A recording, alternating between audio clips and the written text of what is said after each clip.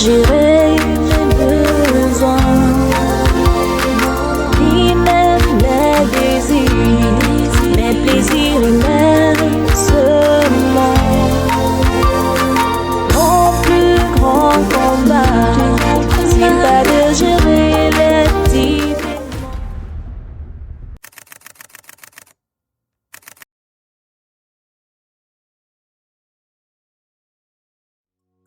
Bonjour à chacun, bonjour à chacune et bienvenue à notre mission Women in Crise. Aujourd'hui, nous allons continuer avec notre série les 10 choses à considérer avant de se lancer en mariage. Et aujourd'hui, nous voulons parler d'un thème vraiment spécial, un thème que certains disent que c'est tabou. Mais il faut véritablement qu'on parle de ce thème si on veut entrer en mariage. Et le thème de ce matin, c'est la sexualité dans les fiançailles. Je disais que c'était un thème passionnant, la gestion du sexe dans les fiançailles. Généralement, on ne parle pas de ça, mais c'est très important de connaître comment, en tant que jeunes gens qui se réclamons d'être chrétiens, comment est-ce que on gère le sexe pendant les fiançailles. Je me rappelle quand j'étais encore très jeune dans le Seigneur, j'étais même encore jeune en âge. Il y a eu des situations qui m'ont bousculée dans l'église. Subitement, un de nos grands pasteurs est arrivé dans notre assemblée et il a levé un frère, lève-toi, et la sœur, lève-toi. Et il a dit, ces deux jeunes gens sont tombés dans le péché et ils sont excommuniés. Et c'était terrible. La salle s'est mise tout de suite à pleurer. Tout le monde s'est des cris, des pleurs. Et on a dit à ce frère et à cette sœur, ramasse ta Bible, sors. Et le frère est sorti, la sœur est sortie et l'église est restée en pleurs. C'est terrible. Je me souviens qu'à partir de cette histoire-là, puisque c'était un dirigeant, moi j'étais une jeune fille, en ce temps-là, je pouvais avoir dans les 16, 17 ans, c'était tellement terrible pour moi parce que c'était un dirigeant que je respectais qui était tombé dans le péché avec sa fiancée. Cela m'a tellement bousculée, ça m'a marqué et je me suis dit que c'est lui qui est dirigeant. Il est tombé dans le péché. C'est quelque chose de grave que je ne peux même pas imaginer. Et j'ai commencé à avoir peur. Et je me suis dit que Seigneur, aie pitié de moi. Seigneur, souviens-toi de moi. Seigneur, préserve-moi de tomber dans le péché quand je serai fiancée. Seigneur, parce que je ne comprends pas comment ça est arrivé. Comment c'est possible. S'il te plaît, Seigneur, aide-moi. S'il te plaît, Seigneur, préserve-moi, protège-moi. J'ai fait cette prière en toute sincérité parce que j'étais remplie de peur. C'est vrai qu'en ce temps-là, je ne comprenais pas comment c'était possible. Mais lorsque je me suis fiancée, j'ai compris que c'est possible. Parce que lorsque je n'étais pas fiancée, je n'étais pas proche de quelqu'un. Je ne fréquentais personne. J'étais loin de tous les frères. J'étais une sœur qui était remplie de principes. Genre, tu ne mets pas la main sur moi. Frère, attention, moi, on ne me fait pas ça. J'étais une sœur carrée. Et bien sûr, les frères n'aimaient pas tout ça. Les frères n'aimaient pas ça. Mais j'étais comme ça. Je me disais que c'est comme ça qu'une jeune fille qui craint Dieu doit être. Et je réfléchissais, je me demandais comment c'est possible que des gens tombent dans le péché, avoir du sexe quand ils sont encore fiancés. Et quand ils sont fiancés. Mais je me suis dit, je ne savais pas que c'était possible. Mais quand je me suis fiancée et que je me suis rapprochée, surtout la dernière année, parce que j'ai fait 4 ans de fiançailles, la dernière année de fiançailles, je me suis rapprochée de lui parce qu'il fallait faire des choses ensemble. Il fallait monter et descendre ensemble, visiter des maisons à louer, il fallait visiter les familles, il fallait faire plein de choses ensemble. Et avoir du temps pour se préparer. Alors je me suis rapprochée de lui et j'ai compris que c'est possible de tomber dans le péché quand on est fiancé, même si on est sérieux. Mais je sais qu'il y a des gens qui s'en foutent, mais je parle des chrétiens. Avoir le sexe dans les fiançailles, c'est interdit. C'est pas chrétien. Nous, en tant que chrétiens, on se marie vierge. Et c'est pas possible. C'est pas recommandé. C'est mauvais. Je le dis encore haut et fort, c'est mauvais d'avoir du sexe pendant les fiançailles. Nous avons des exemples bibliques. Rebecca s'est mariée vierge. Rachel s'est mariée vierge. Léa s'est mariée vierge. Donc, la gestion du sexe dans les fiançailles, nous chrétiens, on dit pas de sexe. Mais alors, pendant que je faisais les cours à un couple de fiancés, il est ressorti cette question. Mais pasteur Archange, jusqu'où est-ce qu'on peut aller dans notre relation et dans notre intimité avec notre fiancé? On sait déjà que le sexe, c'est pas possible, mais jusqu'où est-ce qu'on peut aller? Jusqu'où est-ce qu'on peut faire des pas? Notre intimité s'arrête où? Qu'est-ce qu'on peut faire en tant que fiancé? Qu'est-ce qu'on ne peut pas faire en tant que fiancé? Il est vrai qu'on ne va pas mettre la police. Lorsque nous étions jeunes, à notre époque, lorsqu'on était fiancés, il y avait des lois. On disait, on ne veut pas que tu marches avec elle seule. Il fallait toujours qu'il y ait quelqu'un qui vous accompagne pour vous préserver, pour vous protéger. Il y avait toujours quelqu'un. En fait, c'était une sorte de police. Mais j'aimerais dire que il n'y a vraiment pas une police qu'on va mettre à côté ou bien entre vous pendant la période de fiançailles pour vous empêcher de gaffer. La police est intérieure, c'est le Saint-Esprit. Alors, jusqu'où on peut aller quand on est fiancé? Donc, à cette question, j'aimerais d'abord préciser qu'il y a un piège dans l'intimité. Parce que lorsqu'on est éloigné et qu'on n'est pas rapproché, on n'envisage pas trop de tomber dans le péché. Et même les chrétiens les plus sérieux, même ceux qui ne sont pas très sérieux, n'ont pas planifié, ne planifient pas pécher contre Dieu. Mais il y a un piège dans l'intimité. C'est que plus on est ensemble, plus on veut être ensemble. Et plus on est encore ensemble, plus on veut se rapprocher.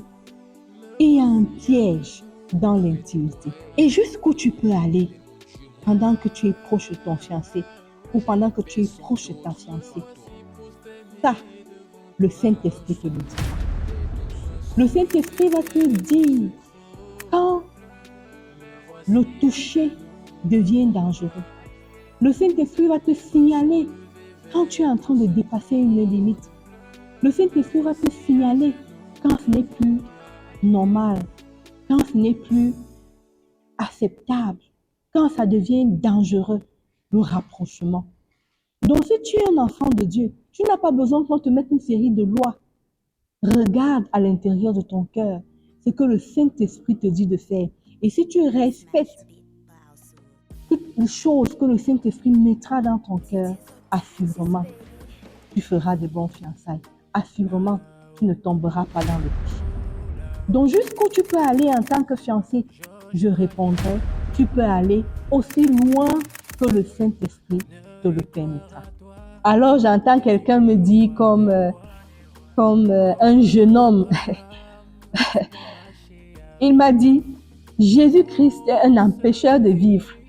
Il nous empêche de nous épanouir, il nous empêche de nous réjouir, il nous empêche d'être jeunes. Jésus-Christ, je préfère le rencontrer quand je serai vieux. Mais pourquoi éviter le sexe pendant qu'on est fiancé? C'est sérieux, jeunes gens. C'est très sérieux. Éviter le sexe pendant qu'on est fiancé, c'est salutaire. C'est salutaire. Parce que le sexe pendant les fiançailles amène des souillures. amène la dégradation.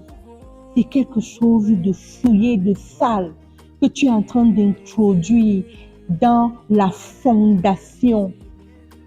Nous disons généralement que les fiançailles, c'est la fondation du mariage. Et quand tu places dans la fondation des souillures, sache que quand tu seras marié, il y aura un appel de souillure de toute forme dans ton mariage.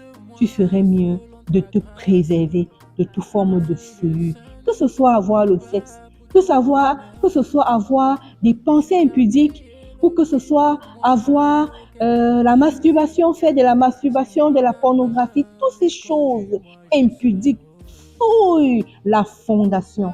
Parce que je sais qu'il y a des jeunes gens qui, parce qu'ils savent que avoir du sexe dans les fiançailles, c'est mauvais, ils se livrent à la masturbation, ils se livrent à la pornographie, à des pensées impudiques. Mais j'aimerais bien te dire, jeunes gens, si tu es dans ce cas-là, si tu es une jeune fille qui est liée dans la masturbation, dans les pensées impudiques, si tu es un jeune homme qui est lié dans l'impudicité, dans la pornographie, dans la masturbation, même si tu te dis que non, je fais uniquement ces choses avec ma fiancée en pensée, c'est mauvais. Tu as besoin de délivrance.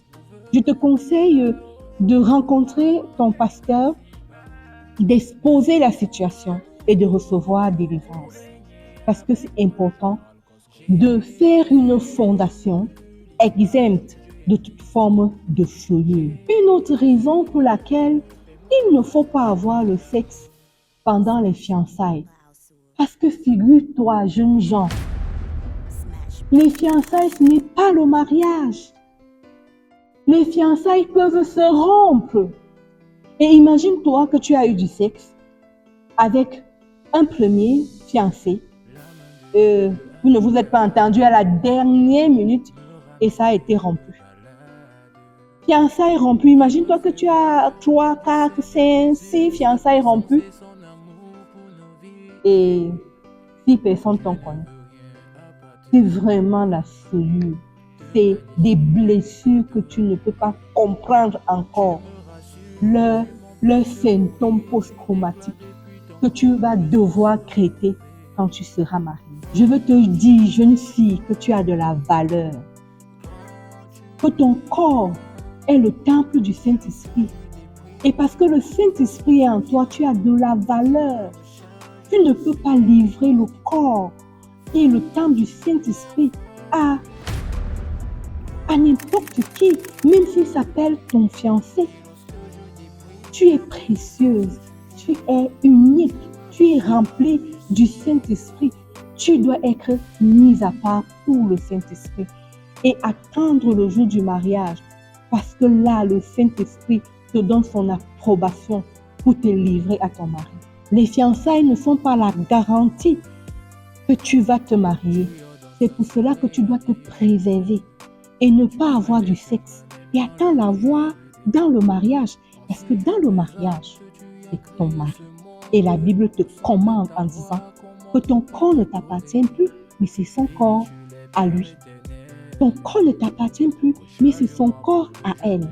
Donc dans les fiançailles, vous ne vous appartenez pas encore l'un l'autre.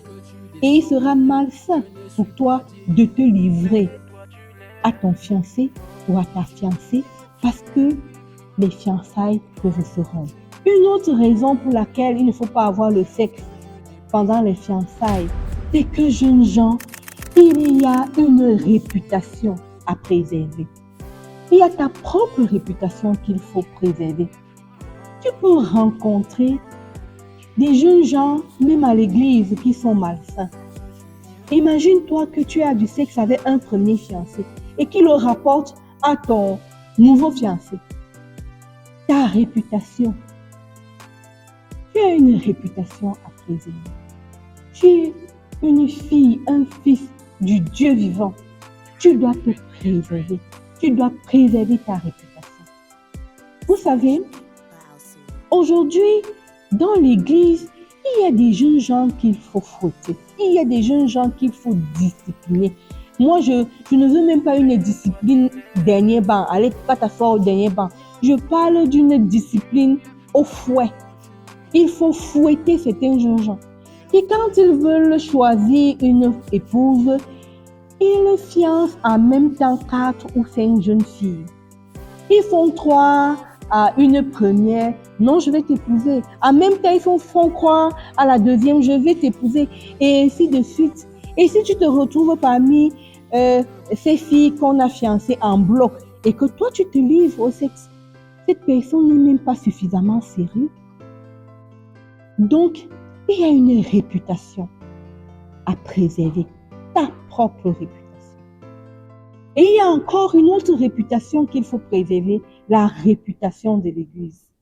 Imagine-toi que tu as du sexe avec ton fiancé et que cela soit rapporté dans le quartier parce que un bébé est survenu.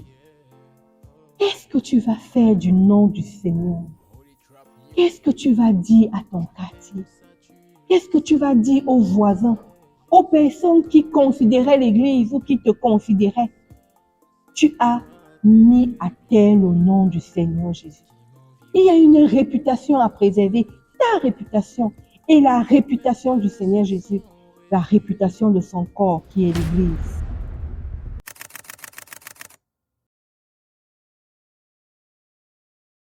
La servante de l'Éternel, la révérende Archange Payon, qui travaille aux côtés de son époux l'évêque Gileos Payon, est une conseillère matrimoniale dans les différents aspects, fiançailles, mariage et bien d'autres. Tous les vendredis de 8h à 14h, elle reçoit dans son cabinet situé à Wailavery. Inscrivez-vous dès maintenant au 699 62 22 21 ou encore le 6 75 45 68 41.